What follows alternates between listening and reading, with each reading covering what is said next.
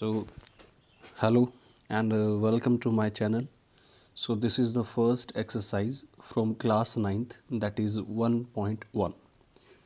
So, before I start this exercise, कुछ चीज़ें हैं जो डिस्कस करनी है, बिकॉज़ आप बेसिक नहीं जानोगे तब तक इस एक्सरसाइज को समझ नहीं पाओगे।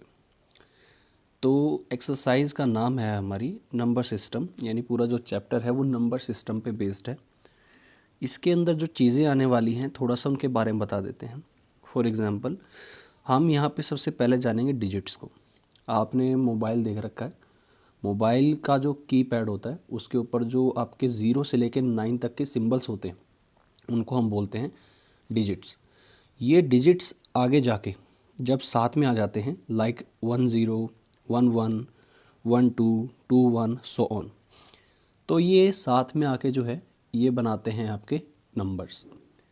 और ये नंबर्स जो हैं इनकी स्टडी को जो है हम कहते हैं नंबर सिस्टम, यानी मैथ्स की वो ब्रांच जहाँ पे हम नंबर्स को एक्सप्रेस करते हैं, उनको कंप्यूट करते हैं, या कह लें कि कैलकुलेशन करते हैं, ये नंबर सिस्टम है।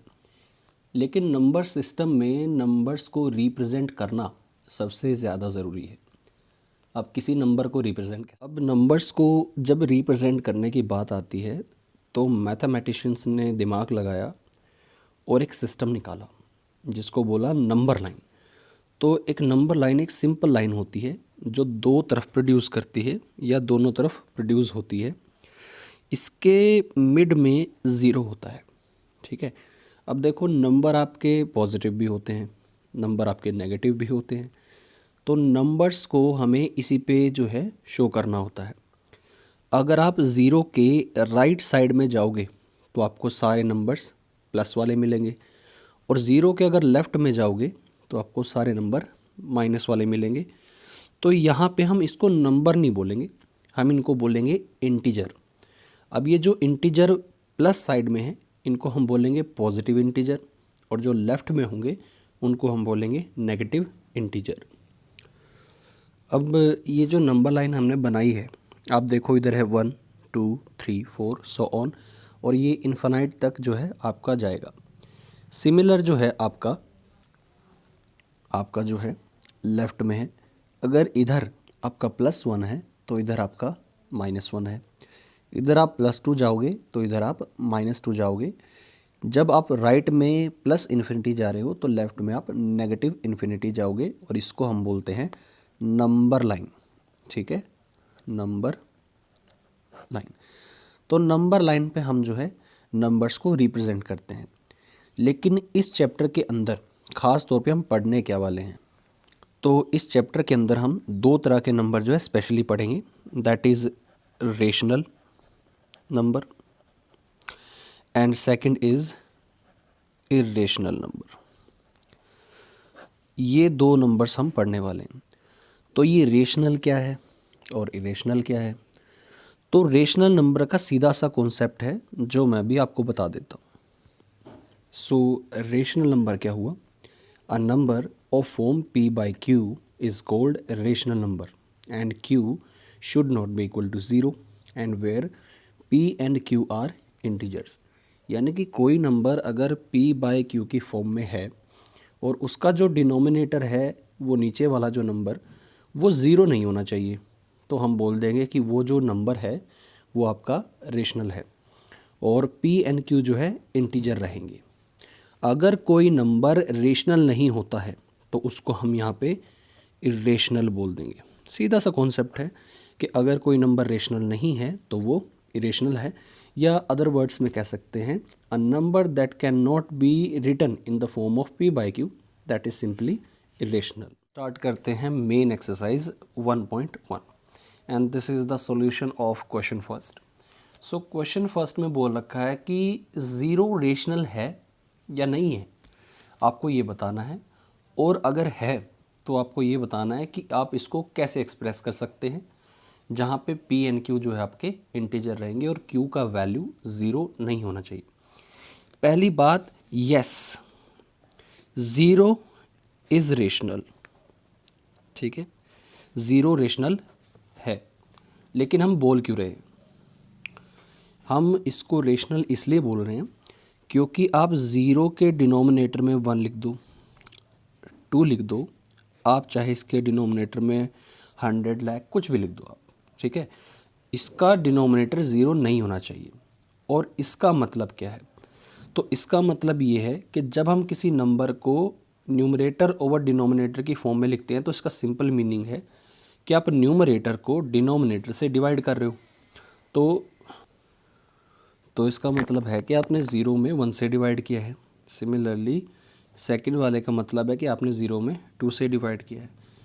तो किसी भी टेबल को हम 1 से स्टार्ट करते हैं, यानी 2 1s are 2, 2 2s are 4, इस तरह से करते हैं।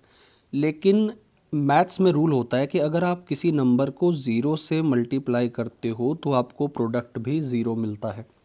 इसका मतलब है कि 2 का टेबल अगर हम ज़ीरो टाइम पढ़ेंगे या उसको रीड करेंगे तो अपने को ज़ीरो मिलेगा। तो इसलिए 0/2 का मतलब एक्चुअल में ज़ीरो ही है। तो इसलिए हम ज़ीरो को 0/2 लिख सकते हैं। और ये p/q की फॉर्म है, इसलिए ज़ीरो रेशनल है, क्योंकि कंडीशन के अंदर ये बोला गया है q का वैल्यू ज़ीरो नहीं होना चाहिए। ये नहीं बोला गया कि p का वैल्यू ज़ीरो नहीं होना चाहिए। p आपका कुछ भी हो सकता है, कोई भी इंटीजर हो सकता है, नीचे वाला नंबर ज़ीरो नहीं होना चाहिए।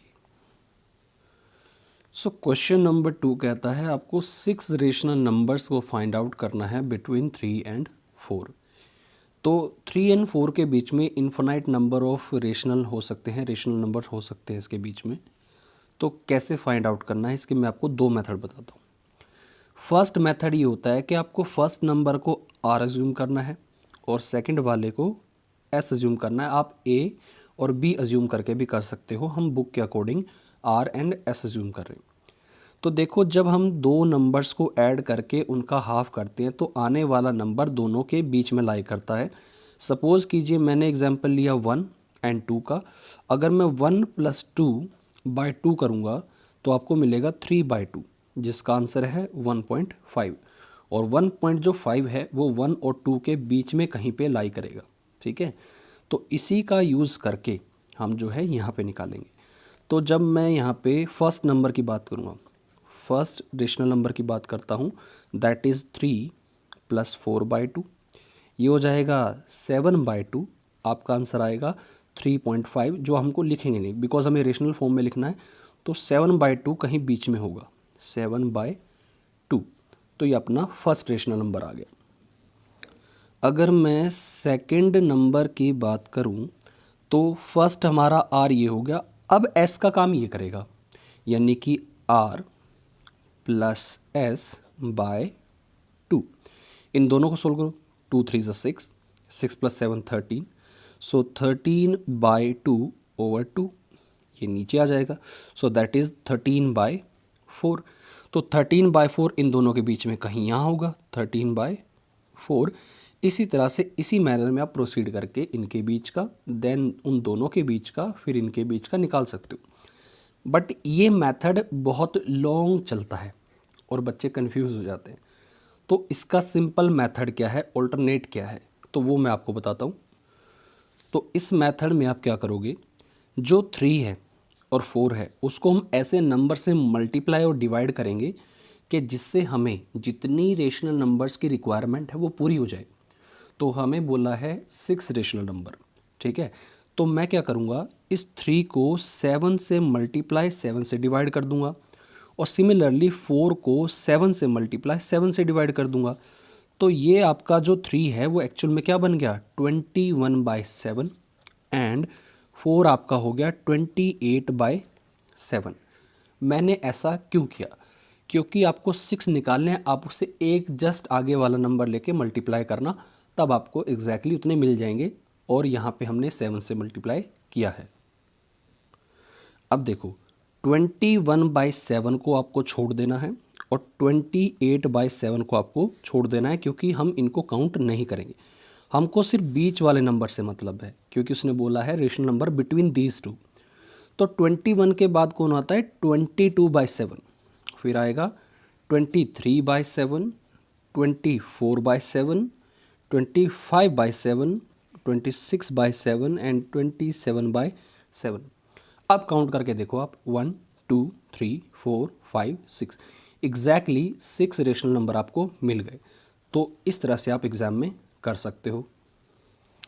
तो क्वेश्चन नंबर 3 में आपको बोला है कि आप 3/4 और 4/5 के बीच में 5 रेशनल नंबर निकाल लो। तो सिंपली आपको करना क्या है, पहले आप नंबर को लिखो दोनों साइड में। अब ये देखो रेशनल नंबर निकालने कितने, आपको निकालने हैं 5, डिनोमिनेटर दोनों का सेम है। तो आप सिंपली क्या करोगे, एक जस्ट नंबर जितनी आपको रेशनल बोला है उससे एक जस्ट आगे, यानी 6 से मल्टीप्लाई और डिवाइड कर दोगे इधर, और 6 से मल्टीप्लाई और डिवाइड कर दोगे इधर। तो आपको मिल जाएगा, ये हो जाएगा 18/30 और ये हो जाएगा आपका 24/30। तो आपको एक्चुअली में 18/30 और 24/30 के बीच में नंबर्स देखने हैं। तो अगर मैं आपको बताऊं तो अब ये देखो आप 18/30 के बाद कौन आता है, 19/30, फिर 20/30, 21/30, 22/30 एंड 23/30। एग्जैक्टली आपके 5 रेशनल नंबर आपको मिल गए और यही है अपना आंसर। तो क्वेश्चन नंबर 4 में आपको सिर्फ ट्रू और फॉल्स बताना है।